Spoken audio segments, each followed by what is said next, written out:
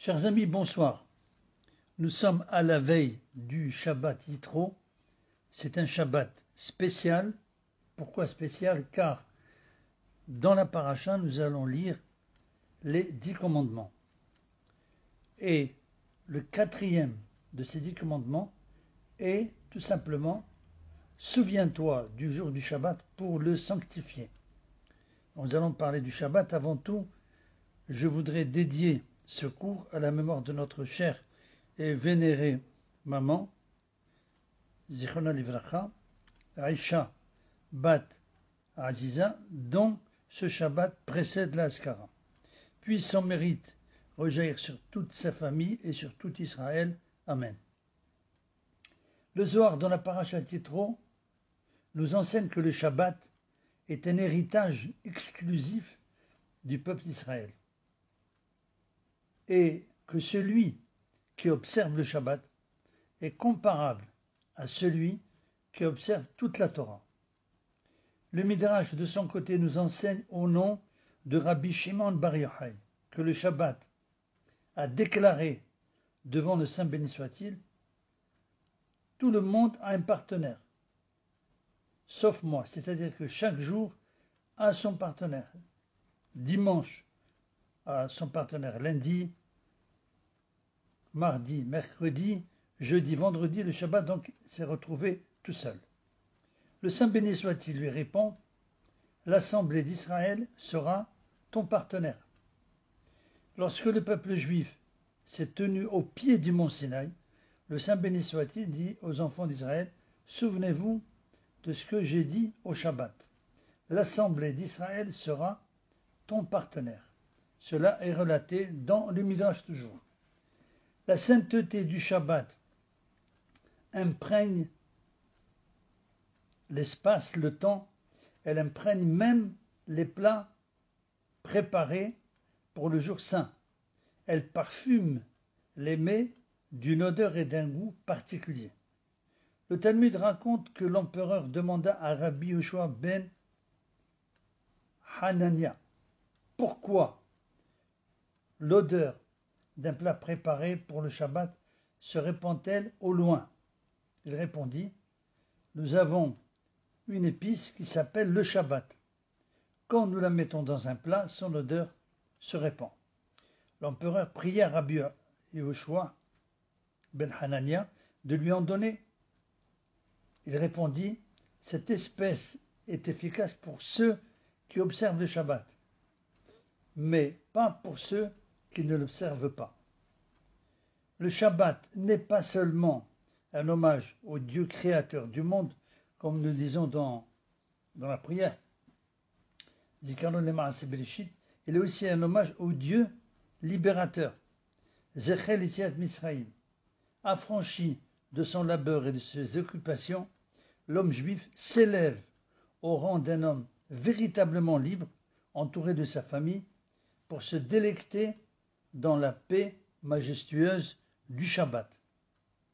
Dès le vendredi ou même avant, tous les préparatifs sont faits pour accueillir le soir arrivé le Shabbat, comme on reçoit un grand seigneur.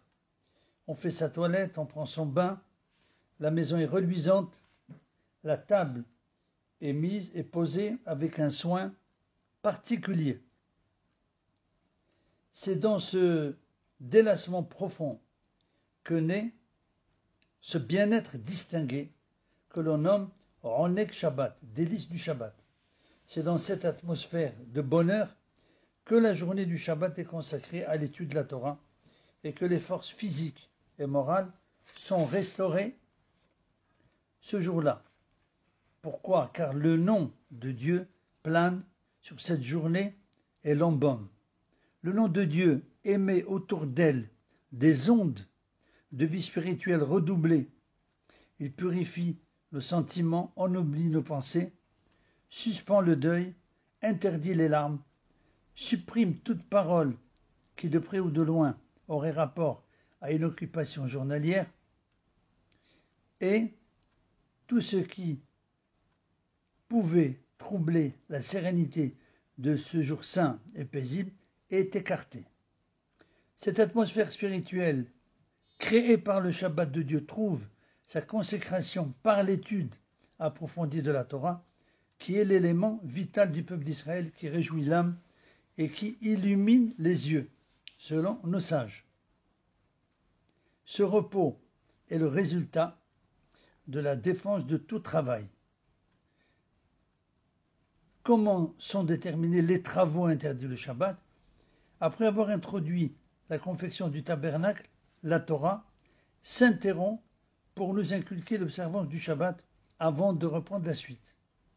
La signification de cette interruption est donnée par nos sages. Aussi importante que soit la construction du tabernacle, à l'approche du Shabbat, tous les travaux qu'elle comporte doivent cesser. Il s'ensuit que tous les travaux nécessaires à la construction et à l'organisation du tabernacle sont interdits le Shabbat et qui, selon la loi orale, sont au nombre de 39. Ces travaux indispensables au tabernacle et à son service sont appelés avot, c'est-à-dire les principes fondamentaux, et ceux qui leur sont apparentés sont appelés des dérivés. Il est intéressant de savoir que Rabbi Yohanan et Rish Lakish, qui sont deux figures éminentes du Talmud, se sont évertués pendant 3 ans et demi pour trouver 39 travaux dérivés à chacun des 39 travaux originaux.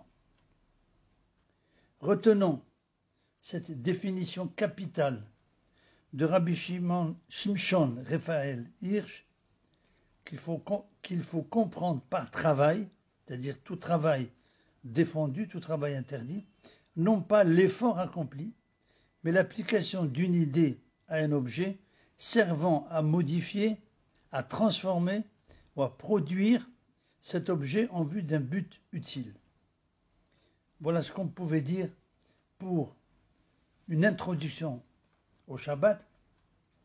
Ce qui est intéressant aussi à savoir, c'est que l'étude du Shabbat, c'est-à-dire l'étude de la Torah pendant le Shabbat, a une importance, selon le Ben Ish Chai, 1000 fois plus qu'en semaine.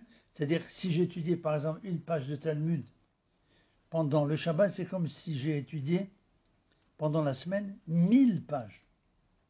Et selon les kabbalistes, le nombre est encore beaucoup plus fort que 1000. Donc, ce qu'il faut savoir, c'est que le Shabbat donc, est un élément capital du judaïsme, mais aussi que l'étude qui est faite, qui est réalisée pendant le Shabbat, est aussi très importante. Je vous invite donc tous à consacrer une partie du Shabbat à l'étude de la Torah, et que Dieu vous aide et nous aide à nous élever dans tout ce qui est spirituel pour être fiers d'avoir reçu donc les 10 commandements. Ce Shabbat, comme disent nos sages, à chaque fois qu'on lit une paracha, c'est exactement comme si nous la recevons, donc comme si nous étions au mont Sinaï et que nous avons reçu la Torah ce Shabbat. Il ne reste plus qu'à prier pour la guérison de tous les malades, la paix dans le monde, la délivrance véritable avec la venue du Mashiach et la reconstruction du 3e temple bientôt de nos jours. Merci de votre écoute et Shabbat Shalom.